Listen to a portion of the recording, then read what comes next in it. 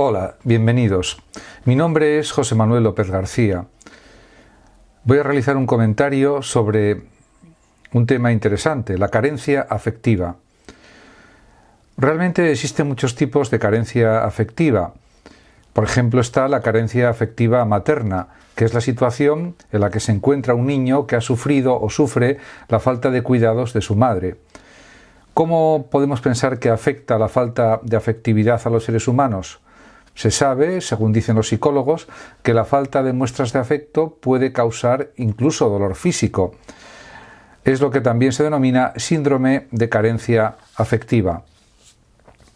Está claro que hay otros conceptos o cuestiones o temas de tipo psicológico que están relacionados con la carencia afectiva o el síndrome de carencia afectiva, como por ejemplo está la cuestión del apego emocional. Y es verdad que se puede vencer el apego emocional. Por ejemplo, ocupándose más del desarrollo personal, centrándose más en uno mismo, dejando atrás el pasado y aprendiendo a estar bien con uno mismo, a solas, como también decía el filósofo Montaigne en el siglo XVI, en sus célebres ensayos de filosofía. Realmente también hay otros aspectos que se pueden tratar y desarrollar, como son, por ejemplo, la dependencia emocional, que consiste en que la persona pues está pendiente del apoyo emotivo, emocional de los demás y que pues parece ser que está causada por la baja autoestima y también, por supuesto, por la desconfianza, el miedo y la incertidumbre. También existen grados de dependencia emocional, aunque lo deseable, a mi juicio, es no depender emocionalmente de nadie, aunque esto pueda resultar claramente pues muy difícil o problemático. Por otra parte, también se puede afirmar que el afecto, sin ninguna duda, es una necesidad primaria del ser humano. Está claro que todos necesitamos que nos quieran, porque el cariño indudablemente es una necesidad del ser humano, el afecto, podríamos decir. Y está claro también que la falta de, por ejemplo, de resonancia afectiva hace que no exista pues una serie de estímulos psicológicos que refuercen nuestra conducta emocional de forma general. También es evidente, según afirma la psicología, que el afecto aumenta la autoestima, de modo general también. Y se puede decir también que no es lo mismo sentir afecto que demostrarlo o expresarlo. Y esto lo saben bien también los psicólogos.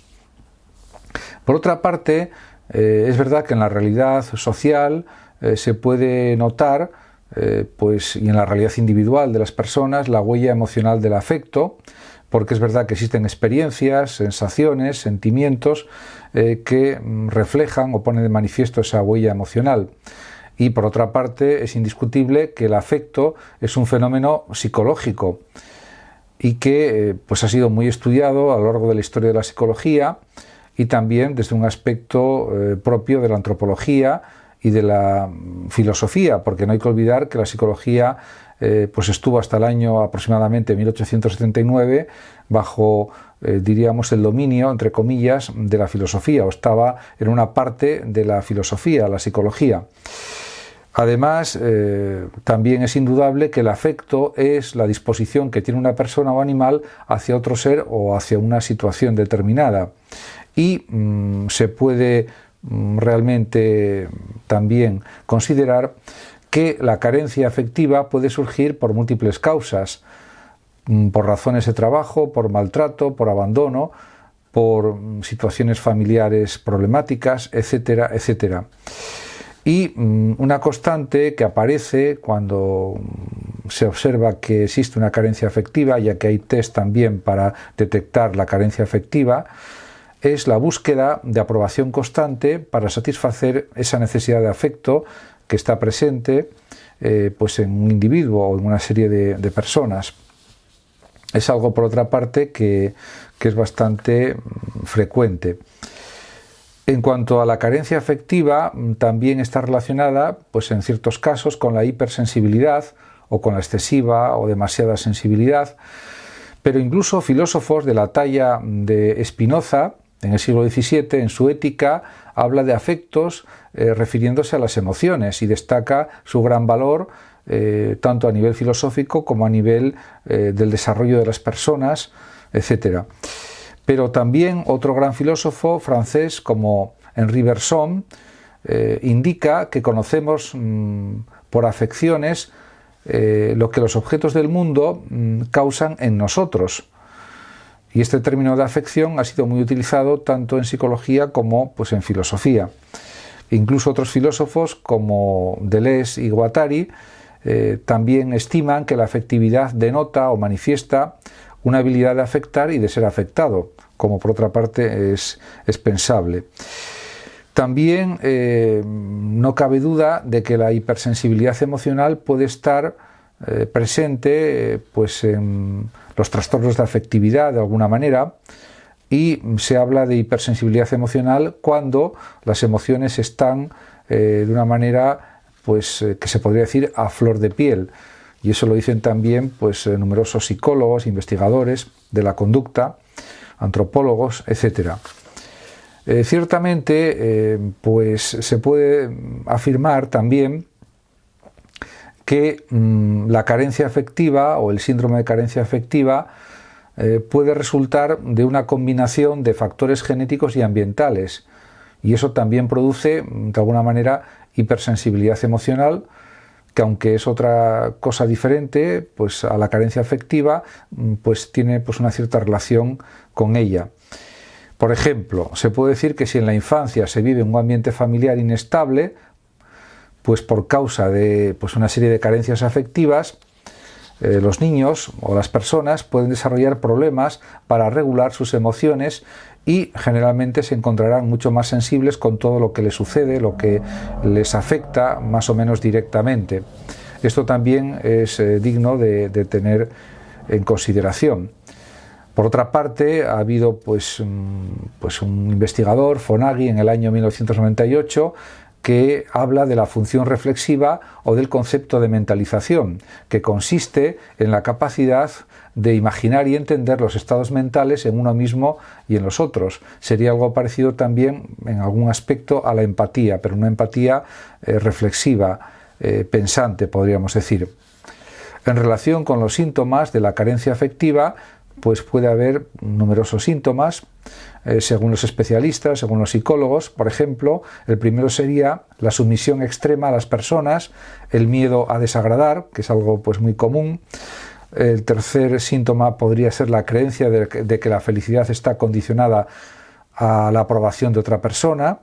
El cuarto síntoma serían los celos excesivos, y también el quinto, vivir en función de los sueños de otra persona, de otro sujeto. El sexto síntoma pues sería el miedo a la soledad.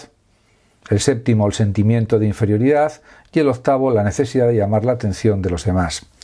En cualquier caso, a mi juicio, el aspecto afectivo se mide por medio de la presencia de emociones positivas y negativas en la mente de una persona. Y esto ha sido muy estudiado por la psicología, por los psicólogos, y es algo pues absolutamente conocido. También, por supuesto, están las propiedades psicométricas de la escala de afecto positivo y negativo. Se han hecho numerosísimos estudios, investigaciones, se han escrito artículos sobre esta cuestión en el ámbito de la psicología, y bueno, pues simplemente quiero mencionarlo, nada más. Además, también existen cuestionarios para averiguar el grado de afectividad. Por ejemplo, pues hay repertorios de 30 preguntas, por ejemplo, que se contestan sí o no y que indican, según el resultado y según unas escalas de medición y de valoración cualitativa fundamentalmente y cuantitativa también, pues diríamos que se averigua el grado de afectividad, y si ese grado de afectividad pues es preocupante o es muy bajo, pues a las personas se las puede derivar a los psicólogos, según dicen las investigaciones psicológicas, por ejemplo. Y hay distintos tipos de pruebas, etc. Es evidente que los seres humanos necesitan reconocimiento y afecto de aquellos que les rodean. Y si esto no sucede en el nivel adecuado o en el grado más apropiado, puede haber hipotéticamente, trastornos madurativos que limiten los vínculos sociales, los vínculos personales y que no permitan a las personas realizarse como individuos de la manera pues, más apropiada o más adecuada, podríamos decir. Ciertamente también hay que considerar otro aspecto, que es la falta de estimulación afectiva, que puede causar trastornos corporales o somáticos, afectivos y conductuales, según dicen los psicólogos. Porque hay dos aspectos fundamentales. Hay personas que no se sienten queridas y hay personas que no se sienten capaces de querer a los demás. Y ambos aspectos están íntimamente relacionados, generalmente. Por tanto, se puede afirmar que es muy enriquecedor aprender a pedir afecto a personas cercanas, y también es verdad que existen los denominados circuitos protectores intensos que están en las personas y que protegen la afectividad de esa persona o la mejoran en cualquier caso, y que suponen también tener pues un mejor conocimiento de sus propias necesidades afectivas.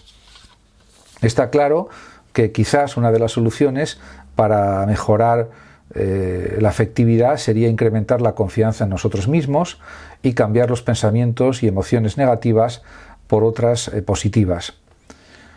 Todo esto que he comentado y que he expresado, por supuesto, es desde una perspectiva filosófica y creo que da pues, una serie de líneas de investigación, de búsqueda, para intentar pues, llegar a resultados positivos en el ámbito de la afectividad. Muchísimas gracias a todos por su atención y hasta mi próximo vídeo. Saludos como siempre a los oyentes de Radio Sofando y Hablando de Filosofía de México, y por último decir que los que lo deseen pueden compartir este vídeo, darle un like o suscribirse a mi canal de YouTube. Muchas gracias y hasta siempre.